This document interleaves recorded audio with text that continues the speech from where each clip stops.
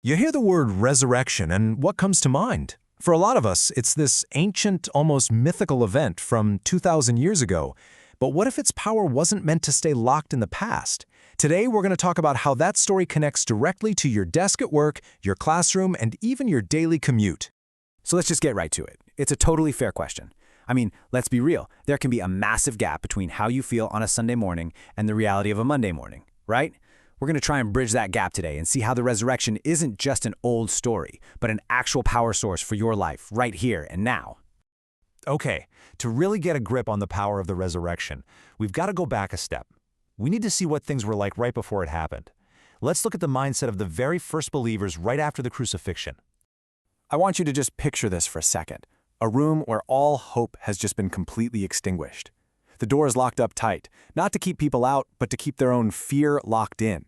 The people inside, they're basically fugitives, trapped in this heavy, crushing silence. And look, this isn't just some historical detail.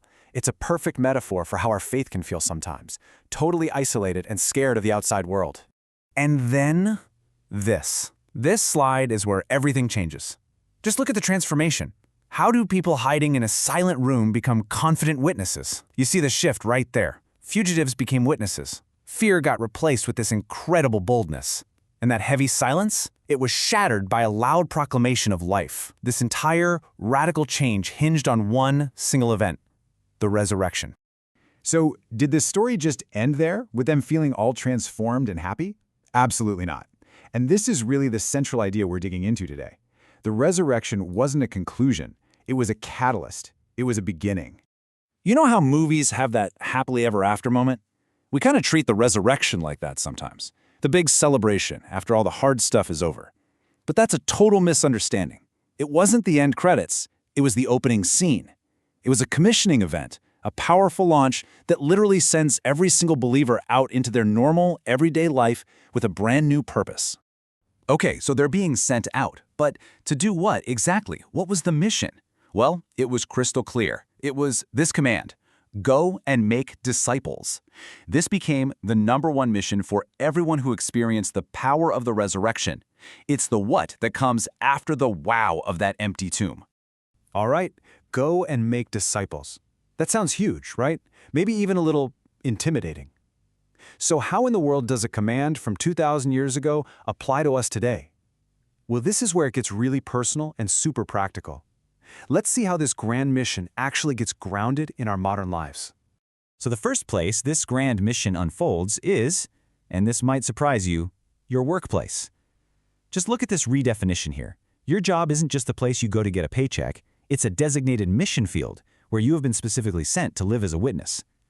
I mean, thinking about your office or your job site that way, it kind of changes everything, doesn't it? But it doesn't stop at the office door, of course. Let's zoom out a bit. There's school, a place where your integrity and your kindness can really shine. There's the workplace, which we just talked about, where we spend so much of our time. And then there's maybe the most challenging and most important field of all, our home. Okay, so we've got the what, be a witness, and we've got the where, school, work, home. But what about the how? I mean, how do you actually live like a missionary at your desk or in your own living room? Let's get really practical. Now here's the best part. This isn't about standing on a chair and shouting or anything like that. It's way simpler and honestly way more profound. It really just boils down to these 3 things: choosing to be just a little more honest, working with a little more diligence, and genuinely, sincerely loving the people around you.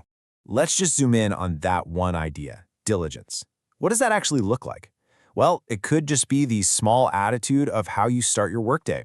Not just showing up, but being fully present, prepared, and bringing a positive energy before anyone else does. That one small, consistent act of excellence speaks volumes without you ever having to say a word. And this, right here, is the key. This is the whole point.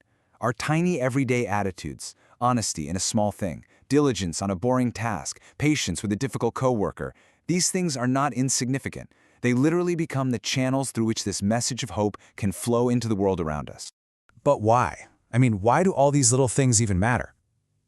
Well, it all points to this one ultimate goal: restoring the lost image of God.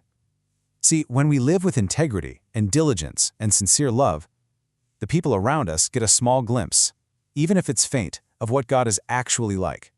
That is the essence of being a witness. The resurrection was the starting gun for this amazing restorative work. So this is a huge mission. You can't just go it alone, right? That's a lot of pressure. So where does the church, the faith community fit into all of this? How do we get equipped for this? And we've really got to get this next part right, because there's a huge misconception out there. The church is not meant to be a refuge where we go to hide from a hard world. Nope, it's way closer to a training center or a gym, where we get equipped and encouraged for our mission out in the world. It's not a fortress, it's a launch pad. So yeah, that's it in a nutshell. We get trained and prepared in community so that we can be sent back out. We don't just gather for our own benefit. The whole reason we come together is so that we can be strengthened to scatter back out into our schools, our workplaces, and our homes, ready to live this thing out. And that brings us right back to the beginning and right back to you. This question isn't just for those disciples in that locked room 2,000 years ago. It's for every single one of us right now. The power of the resurrection isn't some dusty museum artifact. It's alive. It's active. So the real question is, today, at your desk, in your home, are you ready to live as a witness?